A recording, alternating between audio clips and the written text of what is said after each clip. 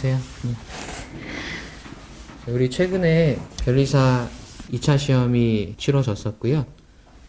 그리고 며칠 전에 200여 명의 새로운 변리사님들께서 최종 합격하셨습니다. 그래서 59회 합격자 3분을 모셨고, 지금 여기 계신 3분은 생동차로 합격하신 분도 계시고, 기득으로 합격하신 분도 계시고, 이제 3년 정도, 그 정도 수험 기간 거치신 분도 계세요. 그래서 최대한 다양하게 이렇게 초대를 해드렸고, 감사하게도 이렇게 응해주셔서 본인의 상황에 맞는 변리사님의 어떤 조언이 참 중요하겠죠. 여기 제 옆에 계시는 이효정 변리사님은 아이 하나, 아이 한 명의 이제 어머니세요. 그래서 어머니 육아도 같이 하시면서 병행하신 분이십니다. 우선 간단하게 이렇게 한 분 한 분 차례로 자기소개 한번 해보도록 하겠습니다. 안녕하세요. 저는 이번 59기 합격자 이효정이고요. 올해 나이는 37살이고 아이가 하나 있는데 아이 3살 때부터 공부 시작해서 올해 6살 됐는데 올해 합격하게 되었습니다. 오늘 이제 제가 3시로 합격을 하게 됐는데 그 분들에게 좀 많은 도움이 됐으면 좋겠습니다. 반갑습니다. 네, 안녕하세요. 저는 이정현이라고 하고요. 수험 기간은 20년 5월부터 22년 7월까지 기득으로 합격했습니다. 선택 과목은 연력학이고 2차 시험 점수는 특허법 55.66점, 상표법 50.33, 민소법 67점으로 평균 57.66점을 합격했습니다. 그리고 저는 작년 동차 시험에 떨어지고 나서 어떻게 공부해야 할지 방황하다가 2차 종합반 1기 먼저 하시고 계신 이주원 변리사님의 추천으로 여기 종합반에 들어오게 되었습니다. 이주원 변리사님 추천으로 종합반 오신 거예요? 네. 여기 왔는데 잠깐 인사할까요? 이주원 변리사님. 이주원 변리사님 저희 학원 물리 강사님이세요. 네. 잠깐 인사 한번 해봅시다. 안녕하세요. 저는 변리사스쿨 물리 강사 이주원이고요. 2차 종합반 1기 출신입니다. 이정현 변리사한테 동차 끝나고 2차 종합반을 추천드렸는데 이 자리에서 볼 수 있어서 진짜 너무 좋고요. 다들 축하드립니다. 깜짝 출연 고마워. 이건 전혀 준비된 게 아니에요. 네, 준비됐으면 정장 입고 왔겠지. 그렇죠? 네. 네, 안녕하세요. 저는 이번 59기 합격하게 된 최승윤이라고 합니다. 운이 좋아서 제가 생동차로 합격하게 됐는데, 저는 1차 기간 때부터 2차 종합반을 들어갔었고요. 그리고, 그래서 2차 종합반 하면서 1차 과목도 같이 공부하고, 그리고 이어서 동차 기간에 2차 종합반에서 운 좋게 합격을 하게 되었습니다. 그래서 전 선택 과목은 저도 연력학을 선택했었고, 2차 점수는 제가 특허법 52점, 상표법이 49.66, 그리고 민소법 75.66을 이렇게 받아서 민소에서 좀 많이 고득점을 하게 돼서 합격을 하게 되었습니다. 네, 지금 자기소개를 마쳤는데요. 네, 각자 수험 기간도 다르고 또 제가 알기로는 방금 생동차 하신 분은 심지어 군대에서부터 준비를 하셨어요. 군대에서부터 준비를 하셨고 그래서 육아를 하신 분도 계시고 군대에서부터 준비하신 분도 계시고 우리 이정현 변리사님은 전업으로 하시고 그렇죠? 다 다양하게 있으니까 좋은 시간이 됐으면 합니다.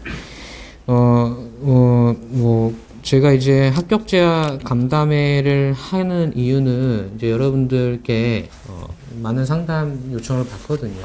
받는데 저는 이제 장수에서 합격했던 케이스고 그러다 보니까 그런 상담을 참 잘해줄 수 있어요. 하지만 저는 육아를 하면서 공부한 적 없었고 생동차로 합격한 적도 없었고 기득으로 합격한 적도 없습니다. 그래서 각자 경험담이 도움이 될 것 같고요.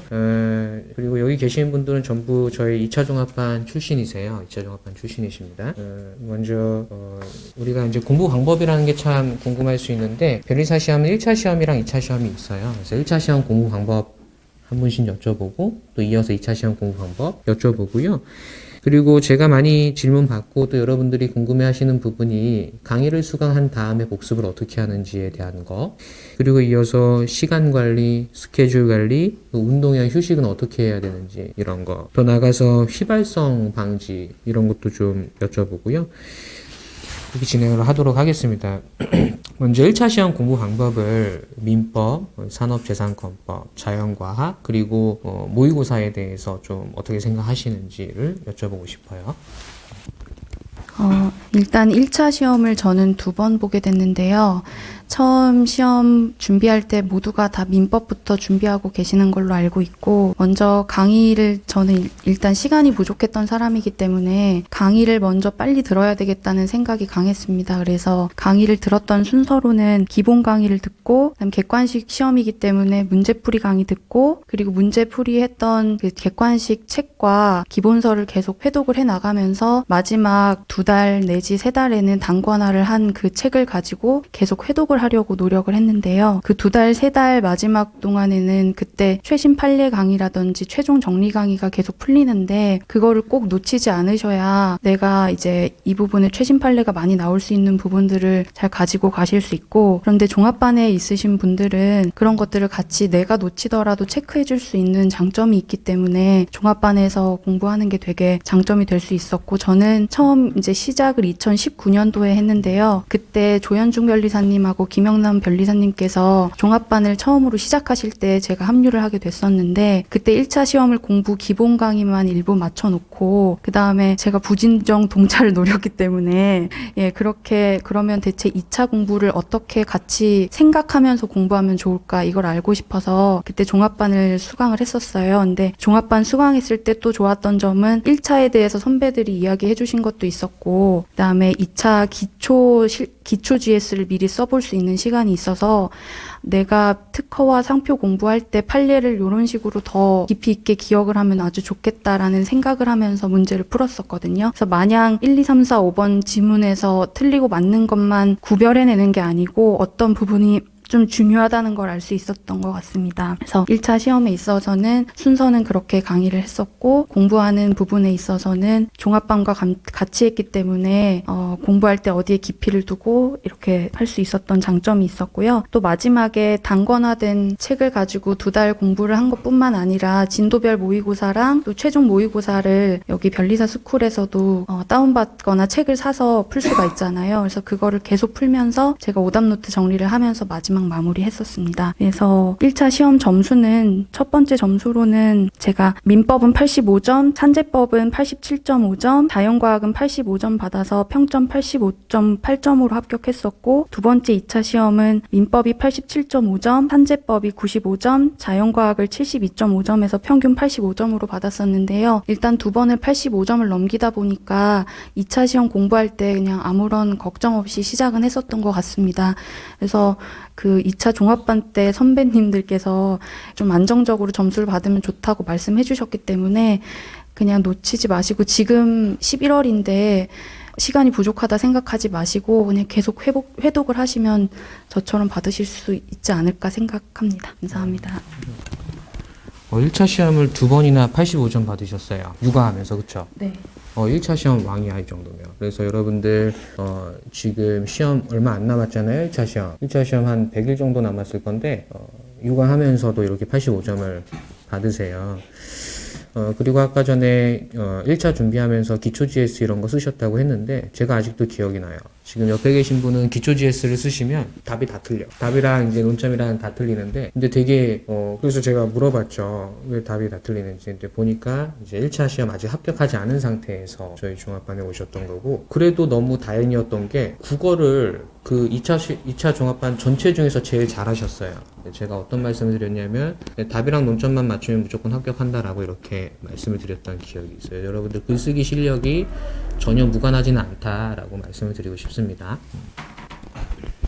저는 1차 공부 방법에 대해서 말씀드리기 전에 1차 시험은 객관식 시험이기 때문에 오지선다 중에 애매한 거가 2개 남았을 때 잘 찍으면 맞출 수 있거든요. 이걸 감안해서 다른 분들도 잘 보실 수 있기 때문에 전년도 커트에서 5점 정도를 위를 잡고 공부를 하시는 걸 일단 추천드립니다. 저는 일단 민법은 기본 강의랑 객관식 강의 위주로 공부를 했고, 객관식 시험이다 보니까 마지막에는 객관식을 거의 그 1000문제짜리 두꺼운 책을 한 3회독 정도를 한 것 같습니다. 그리고 여기서 또 주의하실 점은, 저는 그 10월부터 그 1차가 완성됐다고 좀 자만을 해서 민사소송법에 진입을 해서 12월까지 민사소송법을 했는데, 아마 그 제가 1차 시험을 커트라인으로 거의 붙었거든요. 이것 때문에 그 목표치를 높게 잡았어도 그 민사소송법을 진입하실 때에는 뭔가 조금 더 빠른 시기에 진입하시는 걸 추천드립니다. 그리고 산재법은 저는 특허는 조윤중 변리사님 기본 강의 그리고 판례 강의를 들으면서 공부를 했습니다. 처음에는 정말 특허법이 정말 난해한 과목이라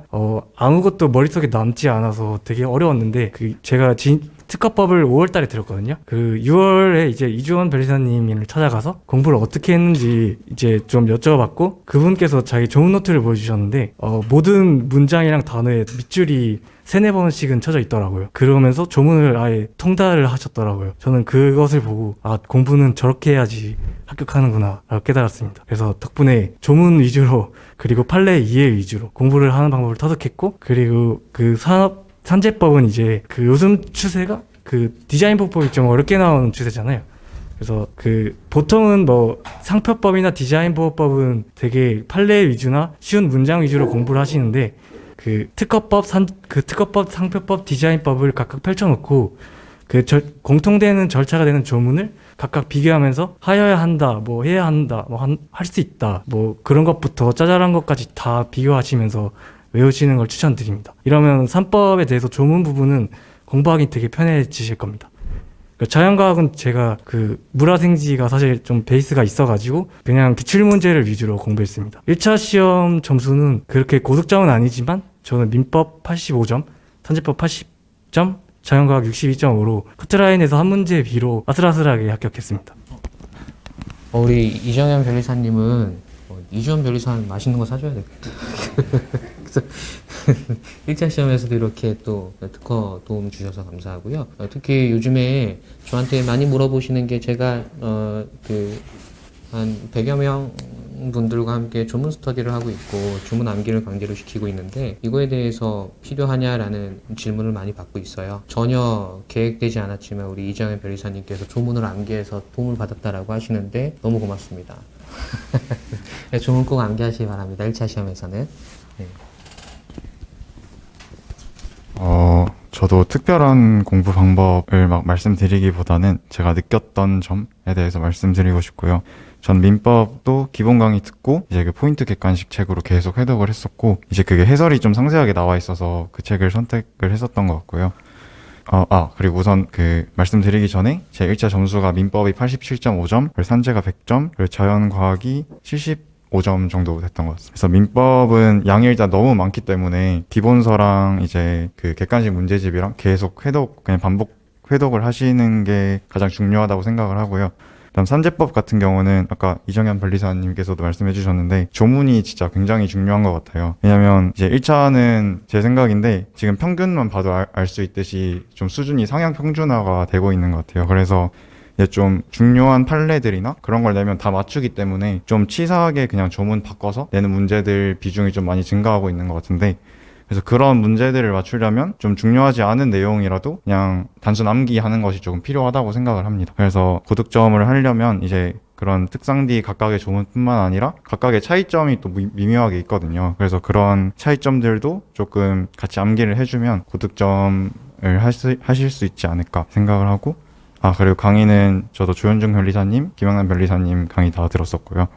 그다음 자연과학은 또 이제 평균이 올라가는 추세다 보니까 이제 한 과목도 버리면 안 된다라고 말을 하잖아요. 진짜 맞는 말인 것 같고요. 저도 한 과목을 좀 소홀히 했다가 화학에서 3개를 맞았었는데 이번에 다행히 다른 과목을 잘 봐서 조금 선방을 했는데, 혹시나 2과목이 그렇게 미끄러져 버리면 합격하기가 좀 힘드니까 꼭 4과목은 다 챙기는 걸 추천드립니다. 네, 지금 이제 1차 시험 공부 방법에 대해서 말씀을 해주셨고, 우리 1차 시험을 준비하시는 분들이 2가지를 제일 힘들어 하세요. 첫 번째는 하루 종일 민법만 공부한다 라는 거랑, 두 번째는 자연과학 공부할 시간이 없다 라는 질문을 많이 하시는데, 혹시 이거에 대해서 어떤 조언을 해주실 분? 오케이. 산재 100점이에요.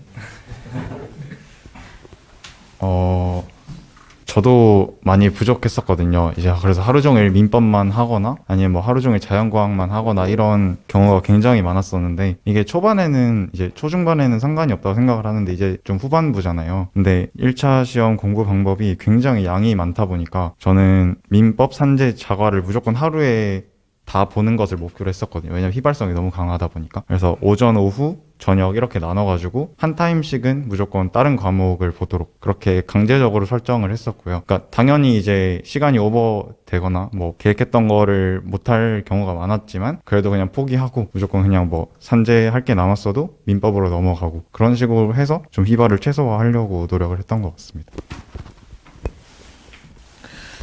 네, 그래서 지금 말씀하신 거 잘 도움이 되셨으면 좋겠어요. 좋은 말씀 해주신 것 같아요. 그 시간을 딱딱딱 세 타임으로 나눠서 세 과목 모두 했고 타임 오버되지 않게 딱 그 중간에 딱 정확하게 끊고 많은 분들이 민법만 하시다가 자연과학 못 하시는 이유가 아마 민법을 많이 하니까 당연히 자연과학을 못 하게 되는 거예요. 그래서 시간 딱딱딱 끊으셔갖고 자기 관리 잘 해주시면 감사하겠습니다. 1차 시험 공부 방법 여기까지 설명을 들었고요. 그리고